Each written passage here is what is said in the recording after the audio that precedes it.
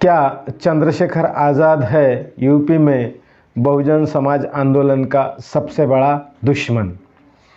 क्या चंद्रशेखर आज़ाद को हीरो बनाकर यूपी में फिर से सत्ता में लौटना चाहती है बीजेपी? और आखिर में चंद्रशेखर आज़ाद का यूपी के सियासत में क्या है वजूद? आज हम बात करेंगे इसी विषय पर। आप देख रहे हैं जय भीम इंडिया न्यूज़।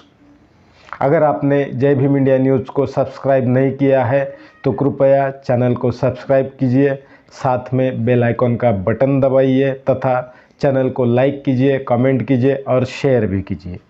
तो चलिए आज के इस विषय पर हम बात करते हैं। सबसे पहले बात करेंगे चंद्रशेखर आज़ाद की। चंद्रशेखर आज़ाद वो शख्स है जिसने यूपी के अंदर सबसे पहले भीम आर्मी बनाई, उसके बाद आज़ाद समाज पार्टी की स्थापना की और आज वो यूपी के अंदर कम से कम मीडिया में तो भी एक प्रोमिनेंट नेता यूपी में नज़र आते हैं। कल तक खबर थी कि आज़ाद समाज पार्टी की अखिलेश के समाजवादी पार्टी के साथ युति होने वाली थी, गठबंधन होने वाला था, पर अब ये स्पष्ट हो चुका है कि ये गठबंधन नहीं होगा। आज अखिलेश यादव, आज चंद्रशेखर आज़ाद ने ये प्रेस कॉन्फ्रेंस करके स्पष्ट कर दिया है कि वो अपने अकेले दम पर चुनाव लड़ने वाले हैं। तो सबसे पहले उनकी प्रेस कॉन्फ्रेंस देख लीजिए, उन्होंने क्या कहा, उसके बाद हम चर्चा करेंगे। मैंने क्या कहा कि आज का समय दिया गया था 18 तारीख तक का, जिन नेताजी के पास मैं गया था कि हम उत्तर प्रदेश में भारतीय जनता पार्टी को रोक दे, तो उनके साथ नहीं जा रहे हैं। इस बात की घोषणा मैंने आज कर दी है कि उनके साथ नहीं जा रहे हैं। और अब तो वो अगर 100 सीट देके बुलाएंगे तो भी नहीं जाएंगे, क्योंकि लड़ाई स्वाभिमान सम्मान की। ऐसी खबर छपी है कि भाई की तरह सहायता कर सकते हैं अखिलेश यादव। हाँ, सहायता करेंगे, सहायता करने के लिए तो गए थे, लेकिन भाई की तरह वकील तो आपका सम्मान रखा जाएगा। वकील है हम और पढ़े लिखे हैं। सहयोग की भावना में और तंज की भाषा को समझते हैं। मैंने क्या, तो आपने देखा चंद्रशेखर आज़ाद अब यूपी के चुनाव में अकेले नजर आएंगे। वो ओम प्रकाश राजभर और स्वामी प्रसाद मौर्य के खिलाफ अपने उम्मीदवार नहीं उतारेंगे। लेकिन हमें आज की चर्चा इस संदर्भ में नहीं करनी है, हमें करनी है बहुजन आंदोलन के बारे में। उसमें बहुजन आंदोलन में चंद्रशेखर की क्या भूमिका है, वो इस आंदोलन के लिए कितने फायदेमंद है, कितने अहितकारी है, इसकी हम चर्चा करेंगे। तो सबसे पहली बात, चंद्रशेखर आज़ाद अपने आप को मान्यवर कांशीराम जी का चेला कहते हैं, समझते हैं, बताते हैं। तो क्या वह वास्तव में है? तो मैं आपको बता देता हूँ कि चंद्रशेखर आज़ाद किसी भी तरह कांशीराम जी का चेला किसी भी स्वरूप में नज़र नहीं आते हैं। उन दोनों के चरित्र में ज़मीन आसमान का फ़र्क है।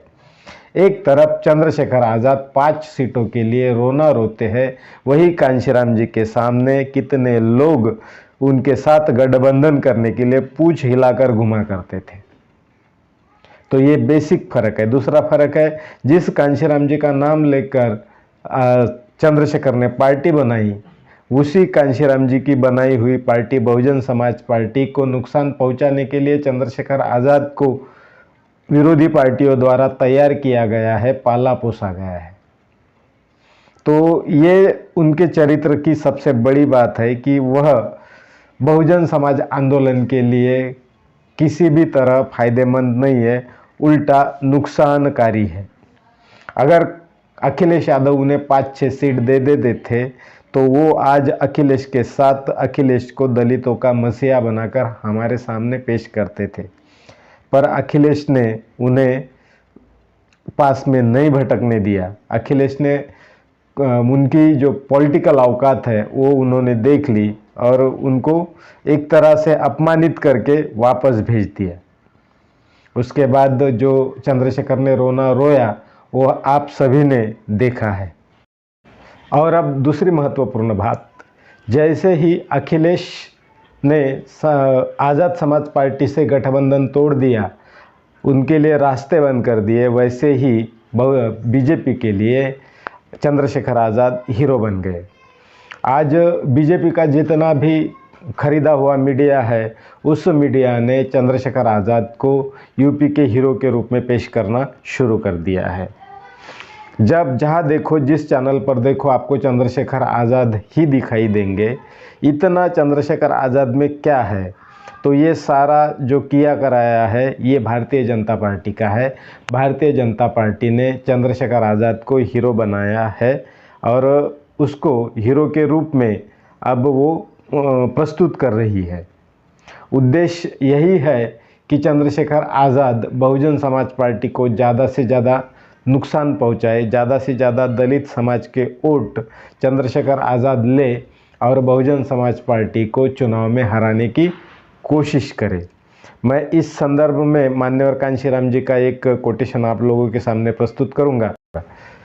कांशीराम जी कहते थे कि जब भी मीडिया में जब उनकी कोई सराहना करते हैं तो वो अपने आप में झांकते थे, वो झांक कर देखते थे कि भाई मैं कहीं गलत रास्ते तो नहीं जा रहा हूँ।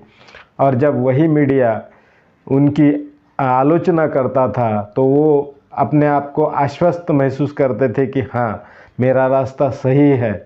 तो ये उनकी समझने की, उनका एक आंदोलन चलाने का तरीका था। उनको मालूम था कि मीडिया उन्हें किस तरह प्रस्तुत करता है, बहुजन समाज के प्रति मीडिया की क्या भाव भावना है, वो अच्छी तरह जानते थे। और इसीलिए उन्होंने बहुजन समाज के आंदोलन को इतना बड़ा बनाया, यही नहीं सत्ता तक पहुंचाया। तो आज इस रूप में जब चंद्रशेखर आज़ाद को हम मीडिया के अंदर हीरो के रूप में देखते हैं तो मुझे सहजता से ही ये कांशीराम जी का कोटेशन याद आ गया, जो सो मैंने आपको बता दिया है। बाकी आप देख रहे थे जय भीम इंडिया न्यूज़।